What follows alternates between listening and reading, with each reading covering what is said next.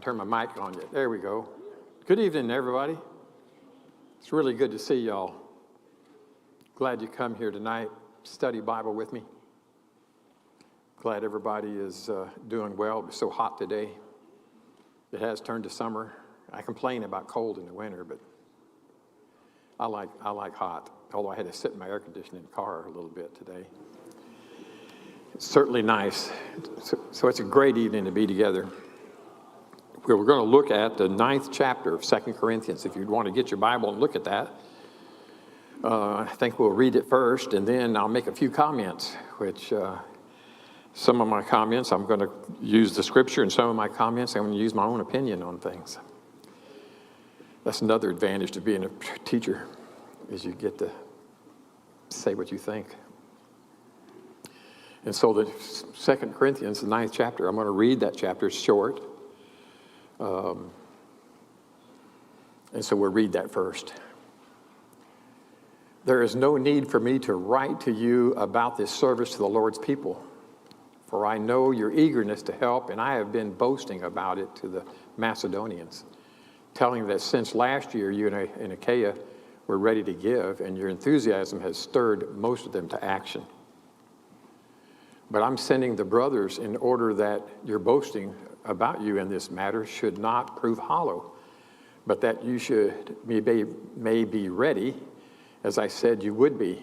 For if any Macedonians come with me and find you unprepared, we, not to say anything about you, would be ashamed of having been so confident.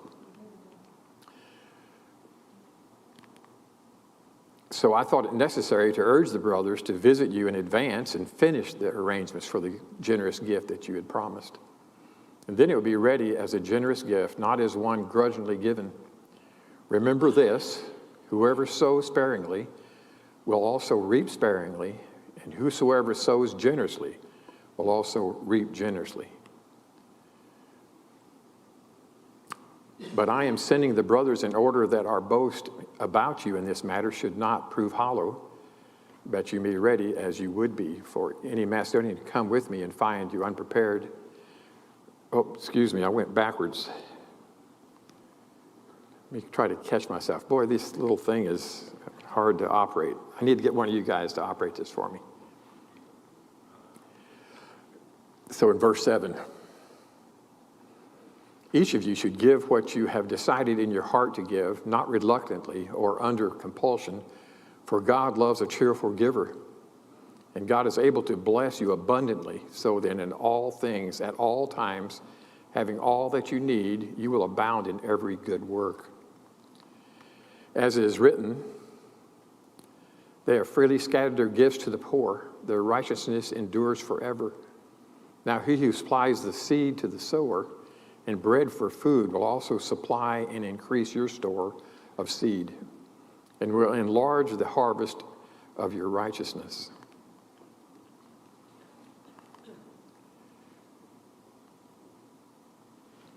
You will be enriched in every way so that you can be generous on every occasion, and through us your generosity result in thanksgiving to God.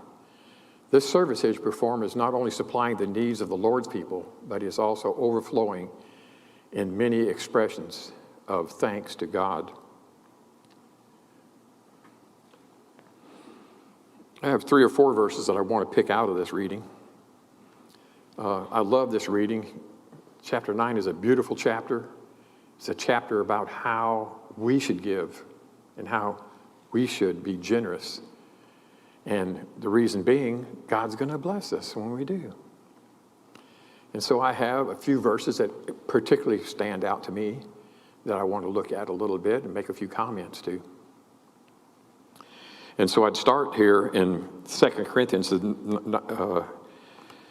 9, verse 2. So Paul says, for I know your eagerness to help, and I've been boasting about it to the Macedonians, telling them that since last year you in Achaia were ready to give, and your enthusiasm has stirred most of them to action. There's several comments I want to make to that. You can see the one that I have here, but I have to say, first of all, that this reminds me of the Bellevue Church. about the willingness and the to help and the enthusiasm to help. And I underlined that verse. Your enthusiasm has stirred most of them to action. You know, because we are a group together, we can do a lot because we're a group. You know, by yourself, wow, I don't know how much you could give by yourself. But as a group, a large group, we put our monies together and we do a lot of good work in this world. We do a lot of good deeds. I can't say enough how much appreciation I have for the Bellevue Church. And you know what I have heard over the years? When I tell people that I go to the Bellevue Church, what do they say? Well, they say, your enthusiasm has stirred most of us into action. People know that we are a generous, giving church, and we have a great reputation in our brotherhood for that reason. And it's so important for us. I can't say enough about that. But when I read this, it makes me think about the Ukraine and Vanya and his family and the help that Bellevue provides for them. That's what Paul's there to help these people in Judea, in Jerusalem, with money to help. And I'm going to talk a little bit tonight about the kind of help that those people needed and why they needed help. But they needed help. And whenever the Ukraine got into this war and we see it, we help. We help. We help now. We help now. We're sending funds to the Ukraine for paying people's apartments, paying for food, paying for their living expenses. Can you imagine the people in the Ukraine that Poland took 3 million people into their country to take care of? How would you like to try to find an apartment there? You think it's hard to find houses and apartments here. It's a terrible thing. And Poland is getting to where they're slowing up on their free help some. But Poland's been impressive. They've impressed me that they would take care of so many refugees. But we're helping one family. Bellevue Church of Christ is helping one family to live. To live. It's important to me. It's important. I'll make a little bit more the reason why again. And this is not the only work that we do, let me say. Our work in Haiti is just unimaginable. Have you ever been to Haiti? You should take a trip to Haiti and make you appreciate the country that we live in. Take a trip to Honduras. We took a trip, Judy and I took a trip to Honduras one year. And I told her, don't take very much with you. And I don't think she understood what I meant, but when we left Honduras, she didn't have anything but the clothes she was wearing. She gave her watch away. No, she didn't give her glasses away. That's one thing she wouldn't give them, is her glasses. What happens when you come upon people that have a great need and you see their face? You supply their need because you're godly. That's why. It's a godly thing to do.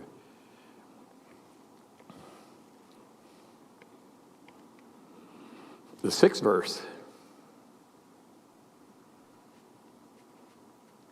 The 6th verse is a great statement about how we, as me, should give with this understanding.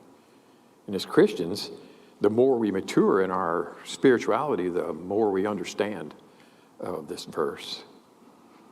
But he says there in 6, remember this, whoever sows sparingly will also reap sparingly. And whosoever sows generously will also reap generously. Each man should give what he has decided in his heart to give, not reluctant or under compulsion, for God loves a cheerful giver. And God is able to make all grace abound to you, so that in all things at all times, having all you need, you will abound in every good work. These people that he was talking to there weren't a bunch of wealthy people. but they had more wealth than the people in Judea had, and Jerusalem had. And they knew it. And they took that to heart, and they gave, like the widow's mite parable, right? They gave what they had. And it's a great lesson for us. It's a powerful message about how that we should be considering people other than ourselves in our own family. It's pretty easy to take care of your family because you see when your kids are hungry, you feed them. It's kind of hard to see those little kids over there in Haiti, isn't it, Bruce? Until you got to see their little faces, that they're hungry. And you want to do something for them. You want to do something for them. And the one little statement that I put out here is, you can't outgive God. In my life, I've learned that. But I still am a conservative person, right? I said one time that we read this verse right here for our giving. But I said one time, we are a conservative people, and we try to conserve what we have. But God doesn't think like that. He gives us everything. And he gives us more than we deserve. We need to be more God-like in our conservatism. Yeah, we need to save trees, but really to save your money at the expense of the poor is something that God promises he will give it to us if we just use it. He'll give it to us. We can't outgive him. We won't outgive him. It's not going to happen.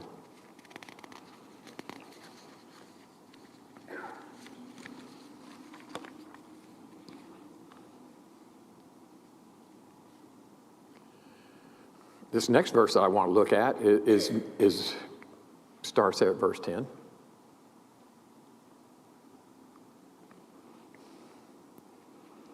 He says, "Now he who supplies the seed to the sower and bread for food will also supply and increase your store of seed and will enlarge the harvest of your righteousness." Righteousness is right doing. "You will be made rich in every way so that you can be generous on every occasion. And through us, your generosity will result in thanksgiving to God." Righteousness equals right doing.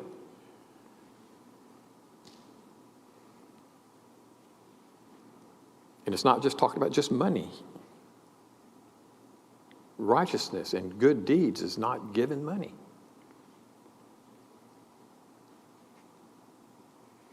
Sometimes that's what the world needs. I usually say when we start giving money to people that really what people need in this world is Christ. That's what they have a real need for. If people need anything, they need Christ. And when people ask me, how do you correct homeless situation or whatever other terrible situation that's just so complicated, you can't even figure out how to solve it. Well, that's the answer that I give. It is the answer. It is the answer. Christ is the answer to many, many of our problems that people need help from us for. But it's not just for money, it's for time and talent and thoughtfulness.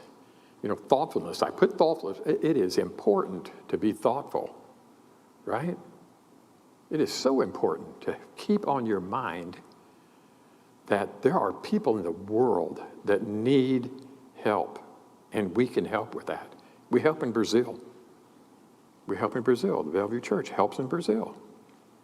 We pay students tuitions to go to school, learn to be gospel preachers.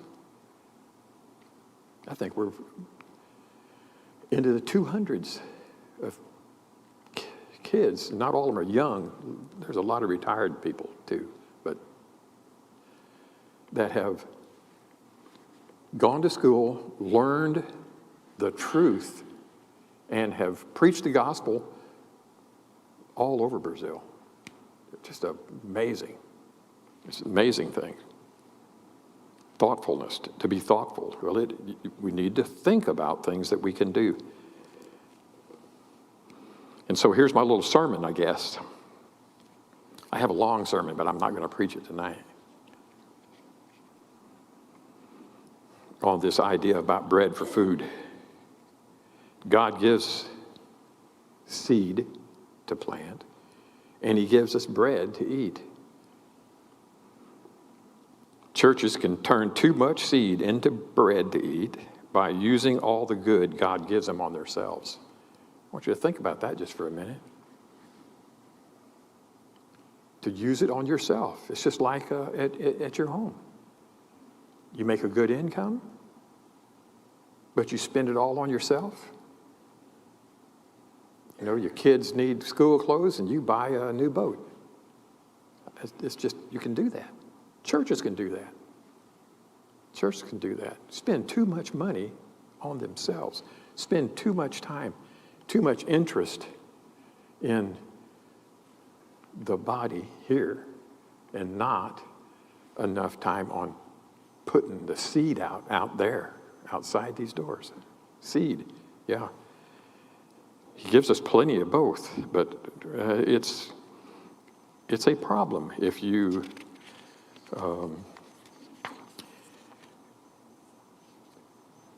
make bread out of all your seed, especially if you're a farmer and you'd like a little production.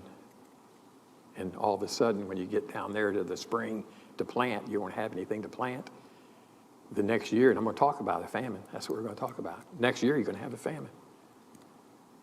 Because you ate it all. Ate all your seed.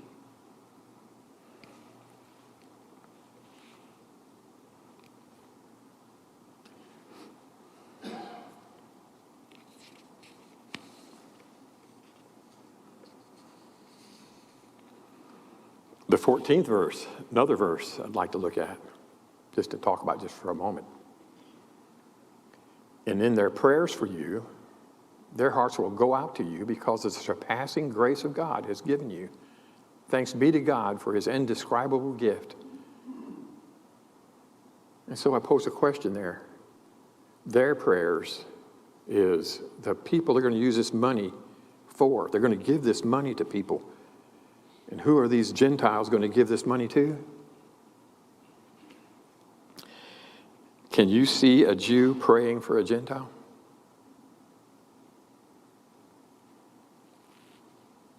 No. No. The Jews and the Gentiles, you know what a Gentile was, don't you? That's everybody else but a Jew. That's everybody else. That wasn't a nationality. That was everybody on the face of the earth besides the Jew. And the Jews made up rules that you just didn't have anything to do with people like that.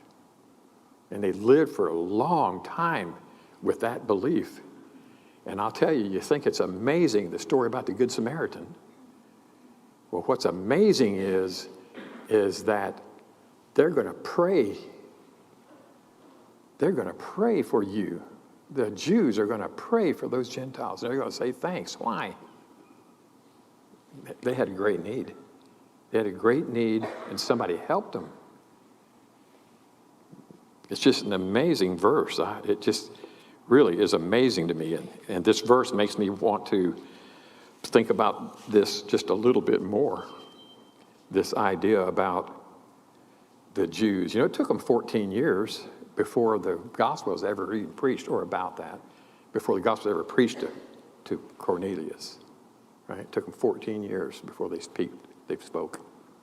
And this is taking place within a few years of that. And so the Jews, wow, they weren't easy to change. They weren't easy to change their mind. But can you imagine a Jew praying for a Gentile? Well, that's what he says is going to happen. That's what's going to happen. The Jews are going to pray for the Gentiles. So I want to talk about that just a little bit here in Ephesians, the second Ephesians, the 14th verse starting. He says, "For he himself is our peace, who has made the two one and has destroyed the barrier, the dividing wall of hostility, by abolishing in his flesh the law with its commandments and regulations. His purpose was to create in himself one new man out of two, thus making peace. And in this one body to reconcile both of them to God through the cross, by which he put to death their hostility.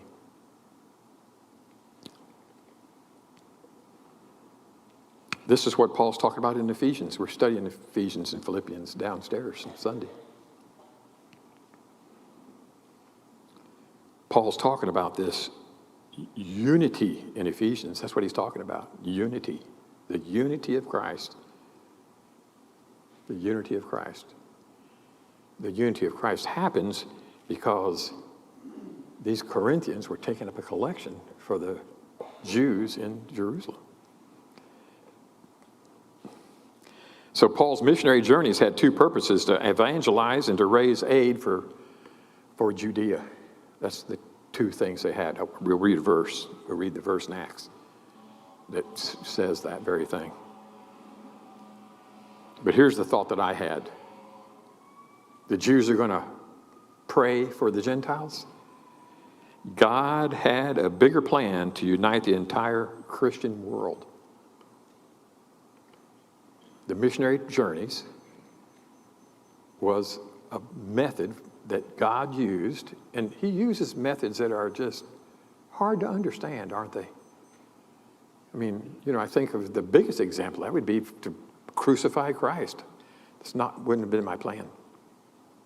It wouldn't have been my plan. And it wouldn't be my plan for God to unite the entire Christian world by having a famine either. That wouldn't be my plan. But that is what he did, though. So I thought we'd go back to Acts, where Paul is commissioned. It's interesting here to see that Barnabas is the central character, and he's the main man, and he went to look for Saul to help him. And by the time, just a few years, Saul is the man. I always think about, I went to church and attended service in Hialeah, Florida. We hired my brother to preach there. And so in the times before my brother got there, everybody would say, Rick's brother, is doing this, Rick's brother. And then whenever Don, my brother, came, guess what happened? Don's brother. Don's brother. Yeah, we switched places, right? Switched places. This is what Barnabas and Saul did. Barnabas is always a great helper, though. But listen to this, just to set up this idea that I'm going to talk about. It says, then Barnabas went to Tarsus to look for Saul. And when he found him, he brought him to Antioch. For a whole year, Barnabas and Saul met with the church and taught great numbers of people. The disciples were called Christians first at Antioch.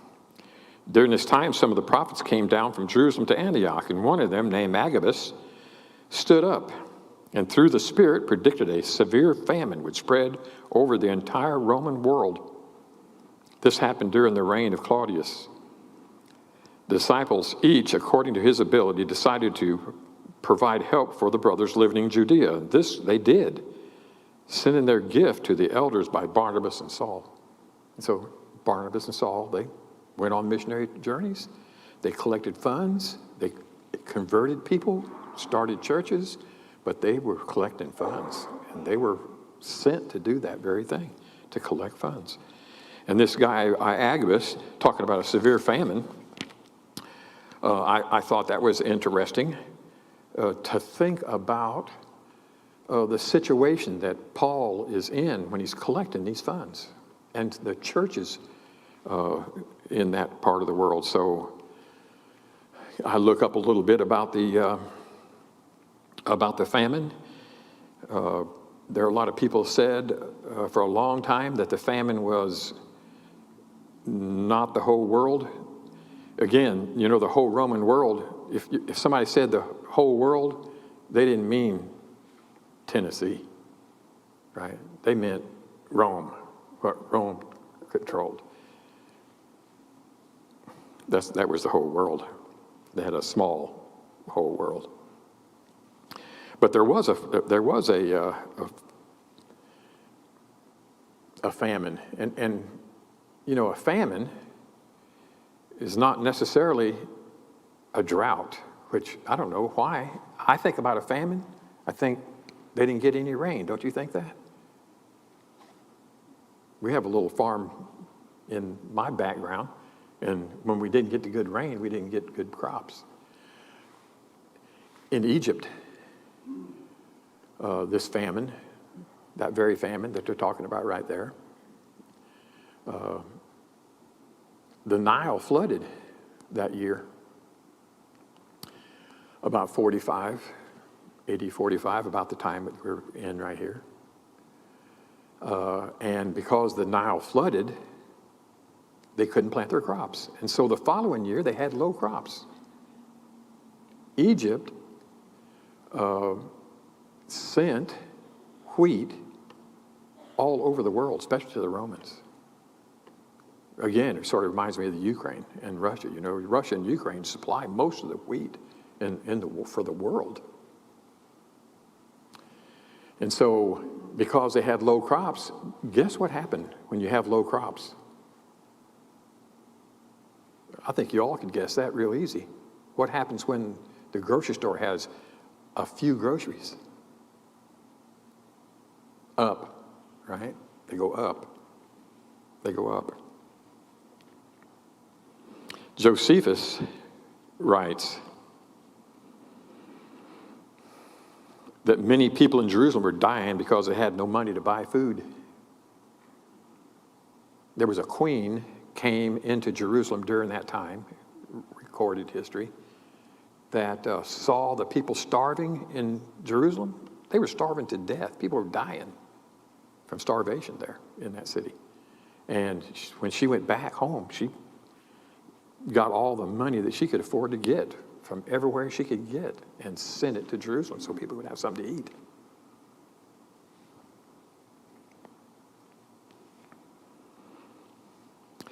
And then in the Roman world, it's got recorded Roman history that during those years that the harvest in Egypt, a bad harvest in Egypt and a bad harvest in Syria, which is right there where Paul is, you know, Antioch is up in this area of Syria. No, Damascus, right? Damascus is in Syria, right up there right where they're at. And they made the grain prices so high that who suffered when the prices go up so high? The poor suffer. Isn't it amazing? You go to poor countries today and the prices are high. Goodness, how's that possible? The prices are high and poor people are hungry. Just the way the governments work, the politics works like that. So I just wanted to give you some insight into what that famine is and was. That Paul is asking these Corinthians to be sure you prepare, make sure you give when I come. I mean, make sure you give. He was definitely interested in helping those people because they saw it. He could see with his own two eyes people starving. You do want to help them. So this makes me think about Romans 8:36.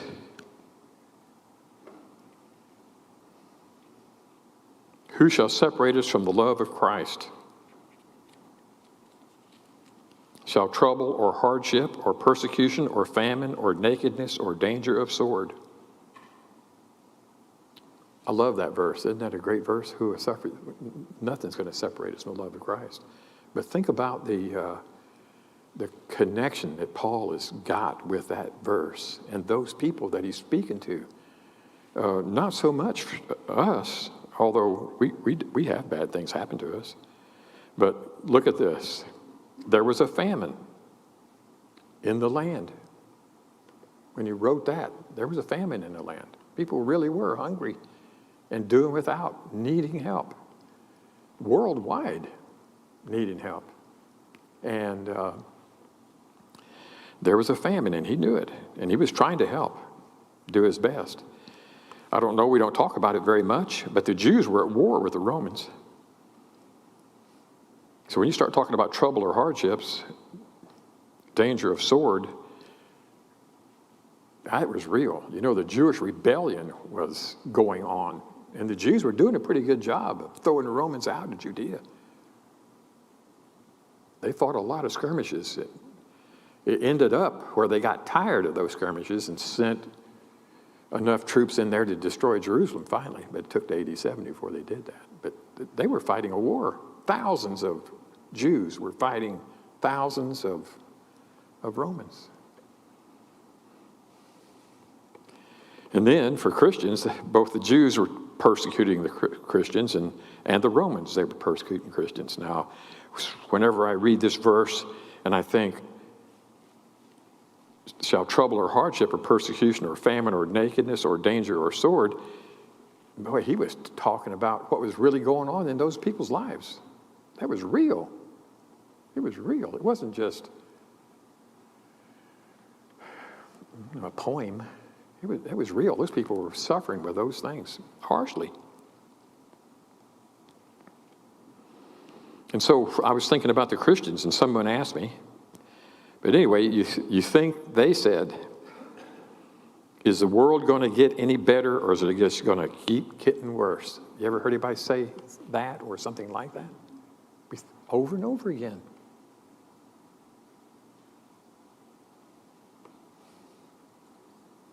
And so somebody said that to me the other day. And I said to myself, it's going to get better. They were just surprised to death that I would say that. Look how bad the world's getting. It's just so surprising. It's going to get better. How do I know that?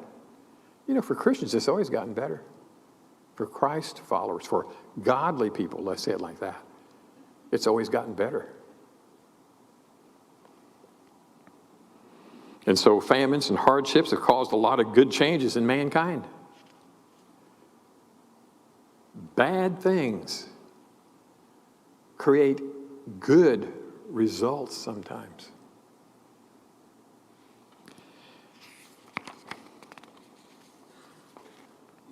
A couple of examples of that, just real quickly. Abraham. Genesis 12. Now there was a famine in the land, and Abraham went down to Egypt to live there for a while because the famine was severe. If you remember that story. He went and took his wife with him and had problems with the king. And they said, why didn't you tell me that was your wife? Wow, we've suffered all kinds of terrible things because we didn't know that was your wife, and scolded Abraham. He did that twice. And so in Genesis 13, here's the result from this bad famine, him going. Abraham lived in the land of Canaan, while Lot lived among the cities of the plain and pitched tents near Sodom. And so remember, Abraham and Lot got so blessed that they had to divide up, and he let Lot choose. What did Lot choose? He chose the easy life, right? Where he moved to was a lot of water and a lot of nice land. That's what he chose. And so what did Abraham choose? He chose Canaan. He chose Jerusalem. How many of y'all been to Jerusalem? I haven't been there. We've got a group going here soon. It's a rock. Abraham chose a rock to move all this to. Now, what happened with that? He went into the land of Canaan. He went into the land of Canaan. Yeah, that famine caused Abraham to live in the land of Canaan, where Jerusalem is and where the Canaanites were. Here's another one here. Let's look at another one. Let's see two more. I got two more, actually, I think. Ruth. Probably know Ruth, too. You've been studying Ruth, right? Been studying Ruth in the ladies' Bible class, I think. One of the classes anyway, Ruth. I've studied Ruth. Ruth's a great story, right? I'll go where you go. Wow, what a fantastic story. Well, in the days when the judges ruled, there was a famine in the land, and a man from Bethlehem in Judea, together with his wife and 2 sons, went to live for a while in the country of Moab. The man's name was Elimelech, and his wife's name was Naomi, and the names of 2 sons were Mahlon and Chilion. I killed their names, but it's all right. They don't know it. They were Ephraimites. They were from Ephraim, from Bethlehem, Judea, and they went to Moab and lived there. What happened with that story? Well, I sort of told it right there, right? What happened to that story? The sons died, the husband died. Naomi had to go back home. What happens? Something fantastic happens. What happens to Ruth, a Moabite? You know, Moabite, that's a Canaanite person. They fought those people. What happened to Ruth? She became the lineage of Christ through Boaz. Wow. Just think there hadn't been a famine. I don't know. Jesus might not even gotten born. At least he wouldn't have been in that ancestry. One more. Let's look at one more. Acts 11. Now, I picked Acts. This is an Old Testament story, but I picked Acts 11 because it's so fast, right? In Acts 11, boy, they cover history. He covered it fast, and so I picked that to read because it just gets the whole story told in a hurry. But we know the story. It's Joseph, and it's just a wonderful story right there. Then a famine struck all Egypt and Canaan, bringing great suffering, and our fathers could not find food. And when Jacob heard that there was grain in Egypt, he sent our fathers on the first visit. On their second visit, Joseph told his brothers who he was. Pharaoh learned about Joseph's family. After this, Joseph sent for his father Jacob and his whole family, 75 in all. And then Jacob went down to Egypt, where he and our fathers died.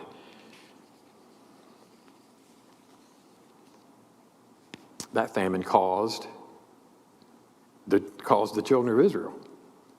That's what it caused. It caused Moses to bring the children of Israel out. It caused a story that the children of Israel used the crossing of the Red Sea and the times they spent in the desert to just encourage them forever. Because of this famine, all that happened. It's just amazing what famines have done, no matter how bad they are. It's just amazing what they've done.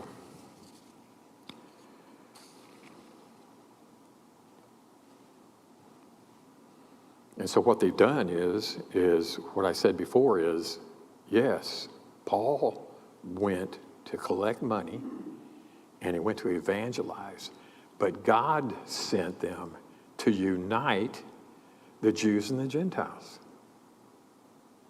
That's what he sent them for. So the famine and the actions of the Gentiles' gift caused unity between Jews and Gentiles. This is no small thing to change the Jewish traditions and the culture so radically. We know how radical the Jews were, how hard they were to change. It was difficult.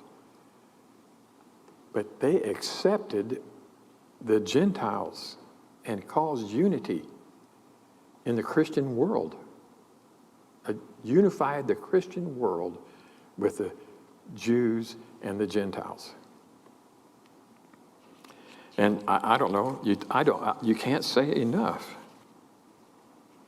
You can't say enough about that.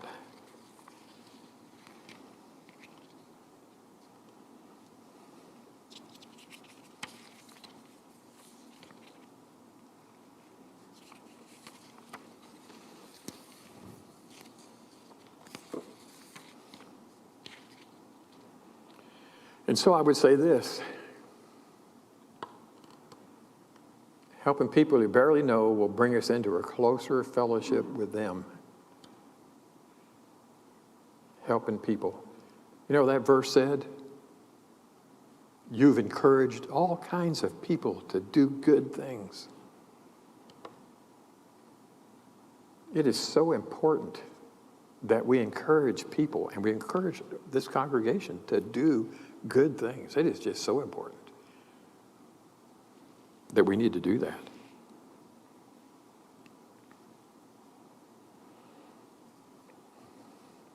So Galatians 3:26. A little bit more about Jews and Gentiles. Fascinating verse. You are all sons of God through faith in Christ Jesus. For all of you who are baptized into Christ have clothed yourself with Christ.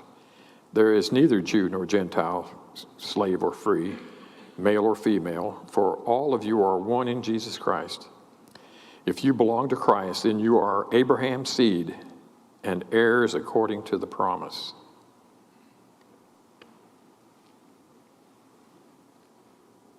Abraham's seed, do you think the Jews believed that the Gentiles were from Abraham's seed? No, they did not. They weren't taught that way. They taught, we're the seed. They actually told Christ, yeah, but we're okay because we're from the seed of Abraham. Abraham's our father, right? It didn't matter how they acted. Abraham's my father, makes everything good. So now then, these Gentiles are Abraham's seed too. Boy, I know that Paul had a lot of difficulty teaching in the synagogues that he did, making statements like that. I'm sure he had a lot of difficulty, and Jews opposed him on that. But you know, the gifts that these churches and these people, these Gentiles gave, changed their hearts and their mind. Unbelievable. I just can't say enough about that, how that helping people that you barely know. And it is really not so difficult to help, but you know, it's difficult to know who to help. You ever find that to be the case? Difficult to know who to help. Luckily, we have a congregation here that has elders, and the elders have said, well, let's help these people here and here and here. And we help people all over the place. We have a huge propensity to help the people in our neighborhoods and the people in our congregations. I would say if you need help, anybody listen to what I'm saying tonight, if you need help, you need to tell somebody, because help's available. From this congregation, help's available. I don't care what kind of help it is that you need. It's available. We just need to know. How do you know?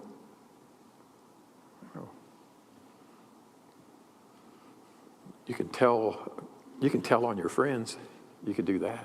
Just when your friends need help, you could tell the elders that your friends need help. A lot of times it's very difficult. So we started a generous program at our work and collected up quite a bit of money to be generous. And I told the guys on the committee that with me, I mean, I was part of it, I told them, you know what your hardest problem is going to be? Nobody's going to want help. They're not going to tell you they need help. The people that need help won't tell you they need help. And the people that want something from you, they're going to be all over you looking for your money. Boy, what a problem. And so you really have to have somebody that is interested enough to be thoughtful and think about, how do you help people? How do you help people? It's so important. My granddaughter, she was a little kid. My daughter, at the congregation they were at, gave to this little boy named Ragu. He was an Indian. And every week they would have the kids all come up from the audience before church and come up there and put their money into the little thing. And they did that every week. And so one week, Julie tells my granddaughter, do you have your money to give? She goes, I gave money last week. If I keep giving money, then I won't have no money. Is that the way we are? Don't be like that. Don't be like that. You will have money. God will give it to you. God will give you money. I quit. I'm going to let you guys go 4 minutes early. thank you so much for the opportunity to talk about chapter 9. Thank you.